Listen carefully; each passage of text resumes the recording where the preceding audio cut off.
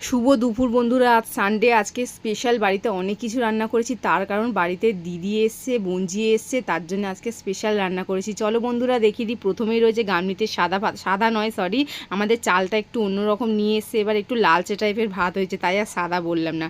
আর এদিকে রয়েছে উচ্ছে আলু একদম কড়া কড়া করে ভাজা, সাথে এদিকে করেছি আমের টক। এটা একদম পাতলা করেছি, আমের টকটা একদম পাতলাই আমরা খাই, একটু টক টক থাকে, মিষ্টি মিষ্টি থাকে। আর সাথে স্পেশাল জিনিসটা হচ্ছে এই যে এটা হচ্ছে কাঁকড়া, বড় বড় সাইজের কাঁকড়া নিয়ে এসছে। অনেক দিন পর বড়মশাই এই কাঁকড়াটা নিয়ে এসেছিলো। আজকে না একদম স্পাইসিভাবে কাঁকড়াটা একদম গ্রেভি বানিয়েছি, তো এই কাঁকড়ার গ্রেভি দিয়েই কিন্তু অর্ধেক ভাত খাওয়া হয়ে যাবে। আর সাথে হচ্ছে চিকেন কষা, এক কড়াই একদম লাল লাল চিকেন কষা।